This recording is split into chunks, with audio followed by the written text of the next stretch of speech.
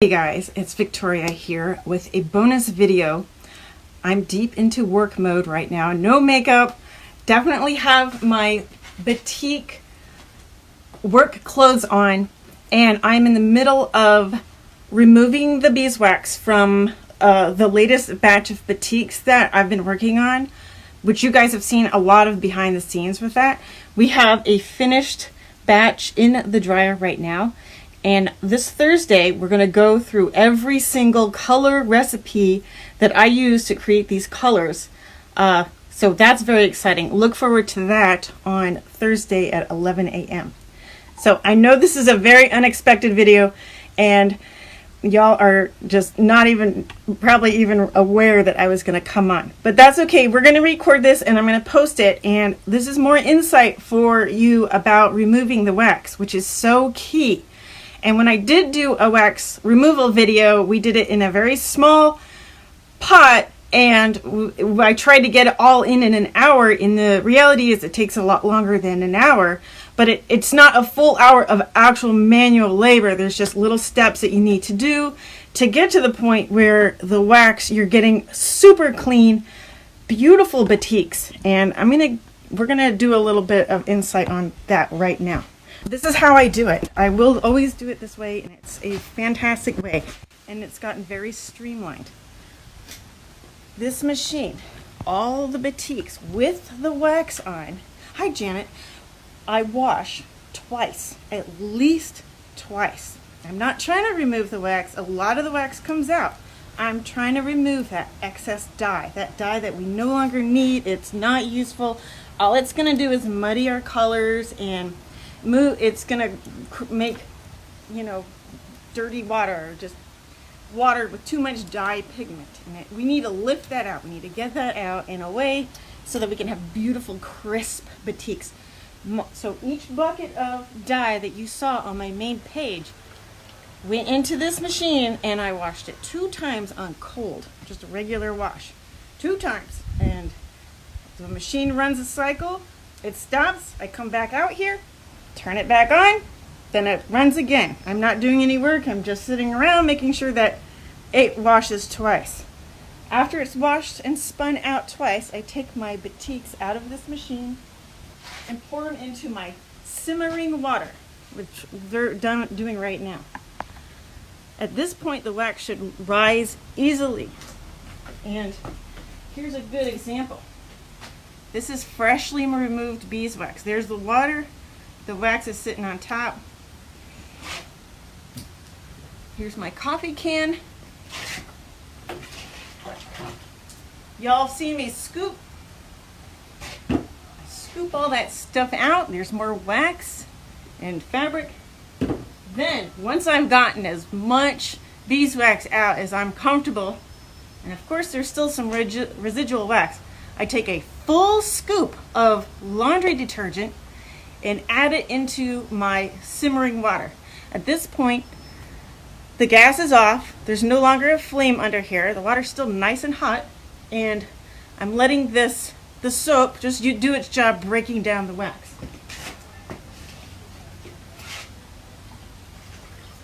Stir that around a little bit, and now what I'm gonna do is I'm gonna take it out of here, put it right back in that machine. You can get in here with a washcloth and wipe out any little pieces of wax that may have broken off.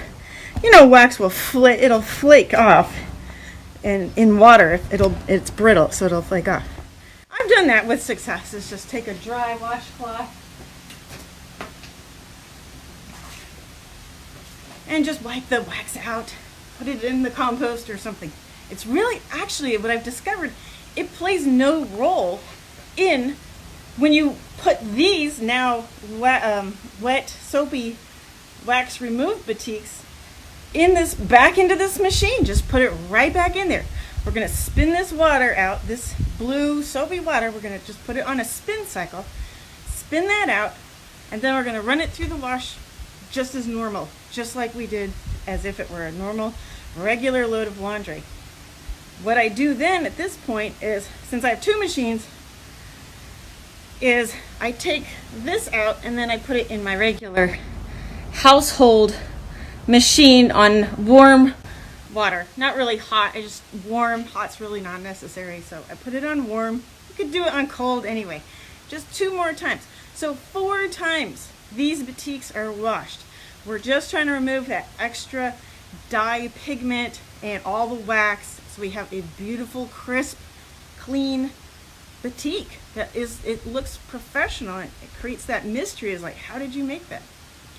I needed to get that out to you, because this process can't be done in an hour, and a lot of it is I do probably spend about 15-20 minutes just stirring this like this, just stirring 15-20 minutes. Hi Rodna.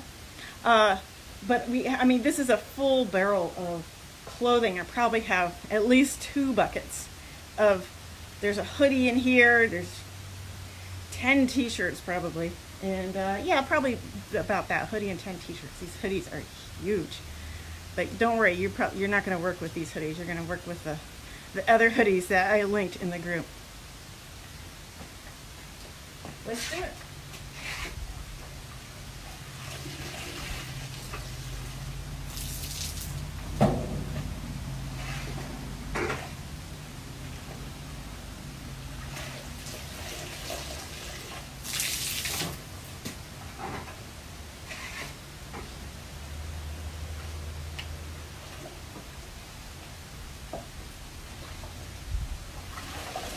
That's a hoodie.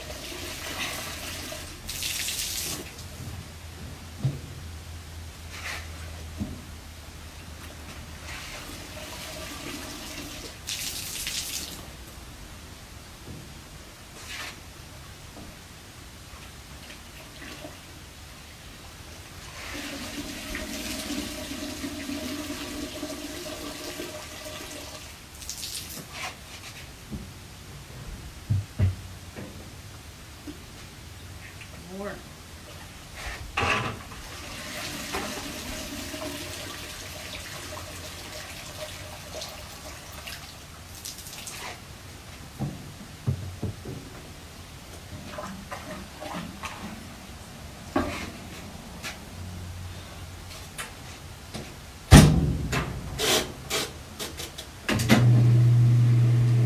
Okay, that's on spin only. So right now we're just removing all of this out, so that when it washes, it's got a less it has to work with. All right, I really needed to show you guys that, like, the true way to remove the beeswax from a lot of batiks at once. If you're creating like a batch of things that you want to sell at a festival or a fair, or if you're making, or if you're working with very large items, this is how it's done, and it's very efficient, and it does require a little bit of muscles and workout, but not extreme. Really, all of these components do most of the work, but it's simply a matter of monitoring it and knowing the process. And right now, I mean, I have it down. Like I can get up early and get it done, and then I know that I'm gonna have super clean, beautiful batiks, you know, pretty early in the day. And yeah, that's what I wanted to show you. It's really not something I can do in an hour. I just want to let you know that the colors that we're working with this month are phenomenal. They're incredible. I'm going to bring them each one out on Thursday. We're going to go over the color recipes so you have something to work with. I hope you guys can hear me. I hope the audio is good on this. And I am creating patterns for you, and I believe we may start within the next week or 2 patterns, actual patterns and dye sequences to do, so that you can actually completely replicate a design that you like. And so we're going to do that also. I'm so excited. Thanks for watching, you guys, and I hope this was helpful. Leave a comment if you need it, and I will see you on Thursday. All right, take care. Bye. Okay, guys, we have the finished pieces, and the beeswax has been successfully removed. Like, I put the sleeve in the pocket on this hoodie. Anyway, check this out. Look how clean this is. Not a trace of wax on here. Very crisp design. This one, I like this. The colors are really good on here. That's so well done. And look at this shirt. Isn't this crazy? Look at the way the beeswax, like the crackle and the color variations. That's all from the way we applied the beeswax. Isn't that cool? And then this red, look at the detail in there. Look at that. It's so cool. Yeah, I'm kind of freaking out a little bit. All right, guys, here's the one with the leaves. There's so many colors in here. I can't wait to explain to you what is going on. And but that pretty green and those leaves with the purple, really cute. Look at all the variation in that crackle. And this color, these are my morel mushrooms. And this is some crazy pretty aqua over a brown. And look how crisp and white and clean that is. Incredible. This shirt I dyed green, and I am so happy I did. This is such a pretty design. Look at this. It's like actual artwork. I love it. So that is all part of the batiks that are coming out. I can't wait to show you.